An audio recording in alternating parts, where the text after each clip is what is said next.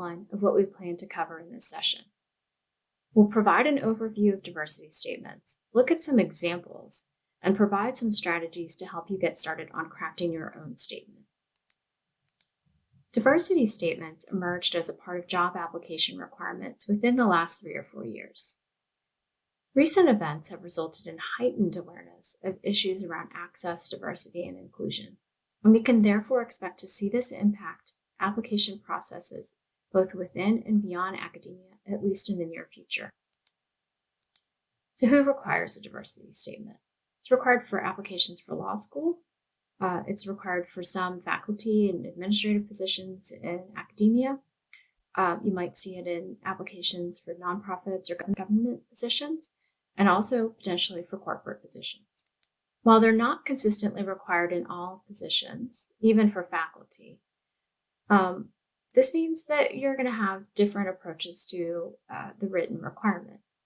It's pretty safe to expect that this topic will come up in other contexts of the application process if it's not part of a written application.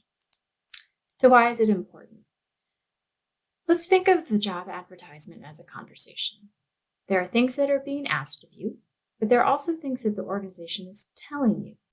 In the case of a diversity statement, this requirement is signaling that diversity matters to the hiring organization.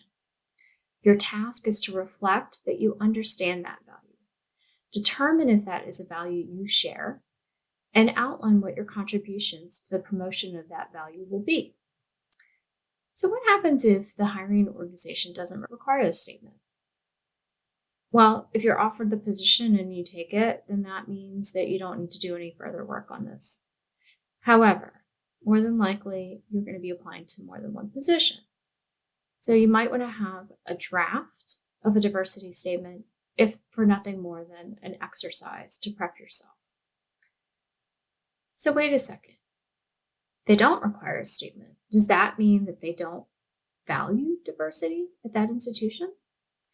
Not necessarily. It could be that they don't see the statement as valuable in the application process. That means that there may be other ways that they plan to assess your appreciation for diversity, equity, and inclusion. Even if you're not planning to apply to an academic position, writing a diversity statement is a good practice. You're building a basic toolkit for future job applications that you can customize as needed for the individual position.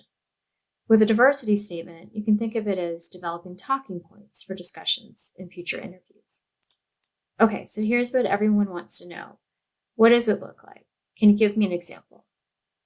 Yes, but first, let's think about what is being asked for in job ads. So we're going to take a look at some examples of recent faculty position job announcements, and you'll note that some are very particular and some are pretty vague.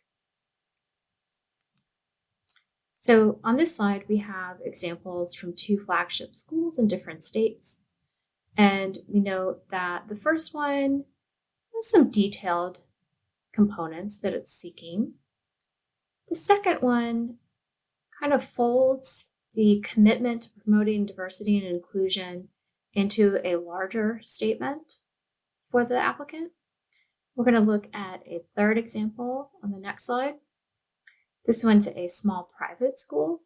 This one is very detailed. And some of the questions that are used here in this example are actually really helpful in using as prompts when you're writing your own kind of starting diversity statement. Okay. So before we look at specific examples of previously submitted diversity statements, let's reflect. If it's not defined in the job ad, then you have some freedom in crafting one. And what you want to make sure that you're hitting in all of these statements, whether it's specifically detailed or vague or there's no description. So you want to make sure that you're hitting at least these 3 components, that you're reflecting on your own understanding and awareness of these issues, that you're citing specific examples of your own experience in this space, and then providing some ideas about how you would contribute to these issues at that institution. Okay, so let's look at some examples. here are some links of some sites where example diversity statements for faculty positions have been posted.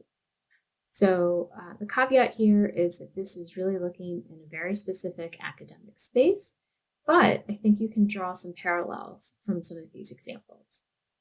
And you need not restrict yourself to these examples. This is just a couple of examples for reference, but you can do a Google search of diversity statement examples and you'll find a ton of other resources. Okay, so we pulled out a couple of sentences from different examples in those links. And these are examples of how the author has addressed this idea of their own understanding and awareness. So if we look at the first example, this author is referencing an active role in awareness in relation to their prior work experience, while the second and third use personal lived experience, their own individual experience, as a specific example for understanding. The fourth example calls out their research as informing their understanding and awareness. Each of these is a perfectly valid approach for that individual. And these are good examples of ways that you can approach this topic yourself. If you don't feel confident in using any of those approaches, so if you're not sure that you have the work experience or you don't have the personal lived experience or it's not part of your research, then maybe what you want to do is think about referencing a course you've taken or a workshop that you've attended where you were informed about these issues. If you don't have that experience, then my recommendation is if you have time, seek it out. Sign up for something. So let's look at how the example statements reflect on prior experience. And I would provide this suggestion, which is that just like with a cover letter or a resume, when you're talking about experience, you want to be sure that you're being specific rather than general. So the first example references participation in a discipline organization with outreach to a targeted population. The second one references outreach related to work in the community and off campus, while the third references mentorship that occurred while the applicant was a graduate student. Now, I pulled these statements out specifically because these are relatable to experience that you also might have as a graduate student, either working within the university department or discipline organization. You could have outreach in a community setting, and you probably have done some kind of mentorship for undergraduate students. So these are really good reference points for you. Now let's look at some examples addressing future contributions. Example 1 references a program that is housed through their potential department at that specific institution. Example 2 addresses the 3 areas upon which faculty are evaluated: research, service, and learning, and references a specific initiative at that potential institution. Example 3 provides a goal with a specific target. However, I would suggest that this candidate or applicant might want to prepare for an interview that the hiring committee might ask for an overview of a plan for how they might meet this target.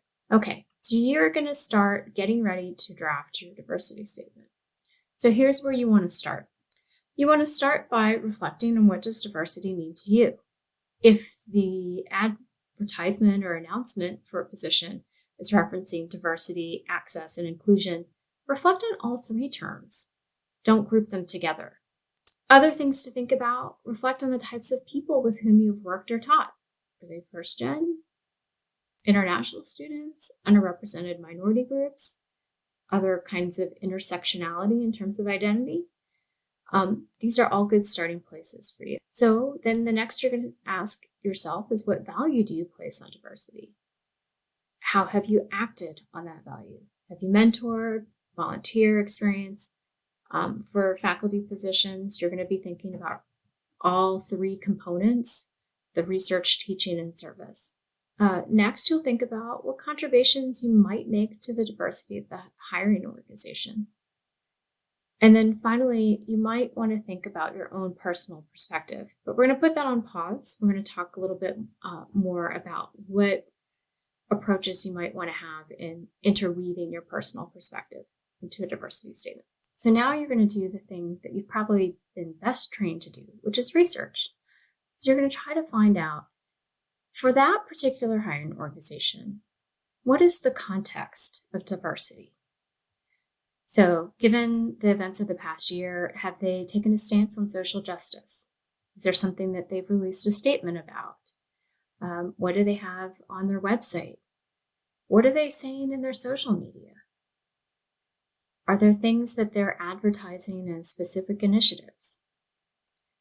Are you able to check data on who they serve? So this could be employees, could be students if it's an academic organization, could be constituents at large, depending on the nature of the job sector.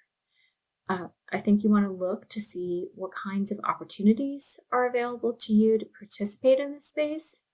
And then also reflect to see, like, if there's not as much engagement, at least outwardly visible, maybe you could have inquire with people that you know that work there. For universities, if you're thinking about applying for a faculty or other kind of academic position, you can usually find some of these data from the Institutional Research Office or even in an About section of their website. So let's consider how you would use personal experience as a component of your diversity statement.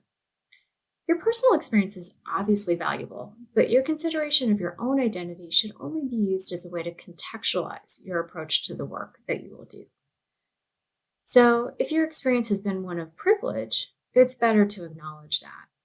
Write from your own truth and don't make false extrapolations. Let me explain what I mean by that. Many of us have probably had some experience of being othered. Maybe you moved from a small town to a big city and you felt like people treated you differently. But did that feeling of difference result in lack of or lower access to resources, education, or safety? Be careful in making extrapolations and parallels that are not equivalent. Now, here's one example. So you could say, my experience as a blank identity member has informed my understanding of microaggressions and led me to further explore these in the larger context of race in the US. So that's an example of somebody saying, I had this crack in the window in terms of my own personal experience, and it led me to want to do more research in that space. So you're not saying these things are equivalent, you're saying it started me on this journey to find out more information. If you are personally diverse, you can definitely add that, but make sure to frame it in the context of your work. That is, what do you bring to the job as a result of your identity? That gives you an opportunity to explain that you don't expect to check a box in terms of a diversity hire, that you want to actually engage in this space. It is just as important to be able to speak about diversity, equity, and inclusion as it is to prepare a statement in writing. As a recent article in the career platform The Muse notes, all job seekers, regardless of the role that you're applying for, should expect interview questions about diversity and inclusion. The article outlines some questions to expect and strategies for preparing responses, starting with being able to share how you define and value these concepts for yourself, which you will have developed if you have crafted a diversity statement. So I want to make some recommendations here on ways that you can approach your building of a job toolkit. So unless you are that lucky individual who applies to one job and gets it and never works anywhere else, then more than likely you're going to be applying for more than one position in your lifetime, possibly more than one position at the same time.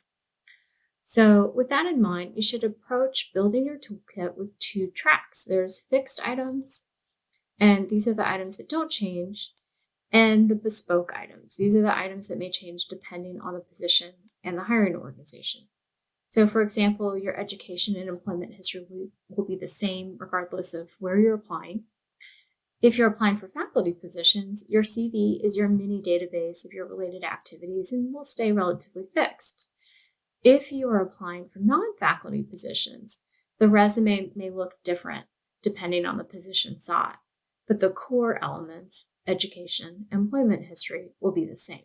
With your custom items, You may want to have a template created that stays the same, but versions that change based on what is asked for in the job announcement. Even if you're not planning to apply to an academic position, writing a diversity statement may be a good practice. You're building a basic toolkit for future job applications that you can customize as needed for the individual position. And with a diversity statement, you can think of it as developing talking points for discussions in interviews.